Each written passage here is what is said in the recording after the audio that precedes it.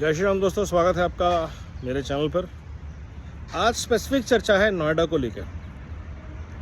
नोएडा में बहुत सारी चीज़ें अनाउंस होती हैं, नई नई स्कीम्स अनाउंस होती हैं, लेकिन जो पुरानी स्कीम्स चल रही होती हैं उनको बंद क्यों किया जाता है या उनको इग्नोर करके उनके काम को रोक क्यों दिया जाता है, इस पर एक सवाल बहुत ज़रूरी है नोएडा के डीएम, सीईओ और एडमिनिस्ट्रेटर स्टाफ से।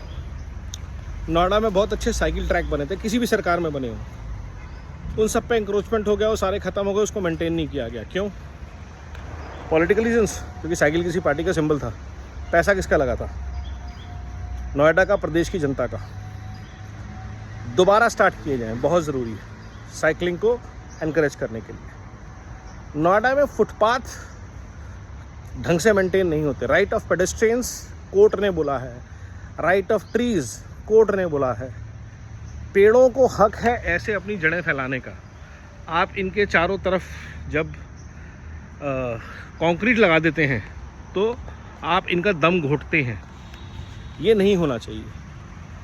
नोएडा में वो राइट ऑफ पेडेस्ट्रियंस, सारे फुटपाथ एनक्रोचमेंट फ्री हों, सारे फुटपाथ पे लाइट हो, पेड़ों की छाया हो, ये इंश्योर करना नोएडा अथॉरिटी का काम है। ये कोई बेसिक्स हैं, कोई बहुत ज़्यादा आंधी तूफान चीज़ें नहीं मांग रहे। लॉ एंड ऑर्डर ठीक है और काम किया जा सकता है, उस पर नहीं जाते हैं। लेकिन सबसे इम्पॉर्टेंट काम, नोएडा अथॉरिटी ने 2009-8 जितने भी रेजिडेंशियल सोसाइटीज़ अनाउंस की थी, बिल्डर्स को दिए थे, वो आज तक डिलीवर नहीं हुई हैं। नोएडा अथॉरिटी को इंश्योर करना चाहिए कि उन सब में बिल्डर्स के खिलाफ जो एक्शन लेना है लीजिए, लेकिन सबके घर मिले और सबके घरों की रजिस्ट्री हो, ये इंश्योर किया जाए। हर कोर्ट केस में नोएडा अथॉरिटी पार्टी है और नोएडा अथॉरिटी के कई भ्रष्ट अफसर ऐसी कई कंपनियों में स्लीपिंग पार्टनर्स हैं और ये नोएडा अथॉरिटी में बहुत लोगों को पता है। तो उनके खिलाफ एक्शन हो। भ्रष्टाचार नई बिल्डिंग में जाने से अगर ख़त्म नहीं होता तो सिर्फ बिल्डिंग बदली है, कार्यशैली नहीं। और कार्यशैली बदलनी बहुत ज़रूरी है, क्योंकि नोएडा अथॉरिटी के ऊपर बहुत बड़ी जिम्मेदारी है देश की प्रगति का इंजन बनने की।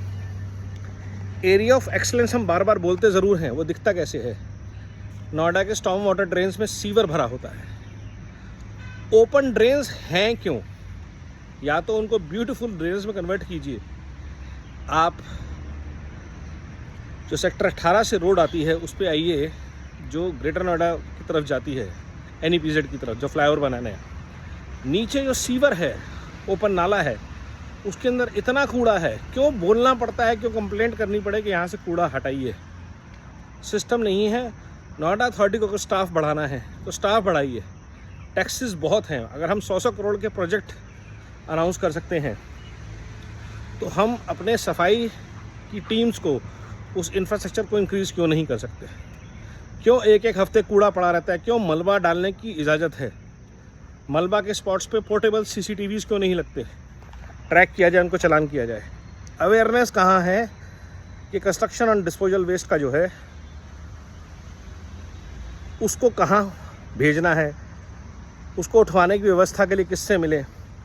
तो नोएडा में एक पूरा का पूरा जो सिस्टम है, प्रोसेस है। वेबसाइट्स काम नहीं करते, आपके हेल्पलाइन नंबर काम नहीं करते। सोशल मीडिया पे कुछ अफसर के वीडियो आ जाएंगे कभी कि ये सब हटाइए, ये सब गलत है, ये है। एक्शन कहाँ है? नोएडा के हर साप्ताहिक बाज़ार में प्लास्टिक का खुला कारोबार चलता है। अभी मंदिरों में भंडारे छबीलें चल रही हैं, सब जगह प्लास्टिक के गिलास आज भी मिल रहे हैं, सिंगल यूज़ प्लास्टिक जबकि बैन है। क्यों नोएडा अथॉरिटी को के साथ नोएडा पुलिस एक्शन नहीं लेती अगर वो क्राइम है तो ये सारी चीज़ों पे नोएडा को ध्यान देना पड़ेगा। छोटी छोटी चीज़ों पे ध्यान देना पड़ेगा अगर आपको एक्चुअली में एरिया ऑफ एक्सलेंस और इन्वेस्टमेंट का मैग्नेट बनना है। ये बहुत ज़रूरी है कि गुड़गांव को अगर हमें पीछे छोड़ना है, दिल्ली को अगर हमें पीछे छोड़ना है, तो भ्रष्टाचार और भ्रष्टाचार से जन्मी लैक ऑफ एम्पैथी, ट्रेनिंग, ये दूर करें। क्योंकि जड़ में हर तरह का भ्रष्टाचार है। कोई मेरा क्या बिगाड़ लेगा, कंप्लेंट करके देख लो जो कर सकते हो, कोर्ट में घसीट देंगे, थाने बुलवा के उल्टे सीधे केस कर देंगे। ये सब एक तरह का भ्रष्टाचार है। जब आप सही आवाज़ों को उठने नहीं देते, अब ये वीडियो है, इस पे एक्शन खुद होना चाहिए, मुझे फॉलोअप करना क्यों पड़े या किसी को भी करना पड़े। ऐसा हमें सिस्टम बनाना चाहिए कि अगर एक बार फीडबैक दे दी गई तो उसके ऊपर एक्शन हो जाए। Noida authority and administration should be thankful to people like us who are regularly creating awareness about issues to help good governance and amazing city which can take the designation of area of excellence with all deliverables। हवा में नहीं कि area of excellence बोल दिया। पार्कों की व्यवस्था कैसी है, क्या हमारे यहाँ वेस्ट मैनेजमेंट का प्रॉपर सिस्टम चल रहा है, क्या जो ग्रीन वेस्ट है उसको हम प्रॉपरली यूज़ कर पा रहे हैं, बहुत सारी चीज़ें हैं। तो अगर हम ऐसा करेंगे तो बहुत ही शानदार तरीके से काम होगा। प्रकृति और पर्यावरण को साथ लेके चलेंगे जब, इसी और प्रयास करना है और लगे रहना है सबको साथ मिलके। नमो भारत, वंदे मातरम, जय हिंद।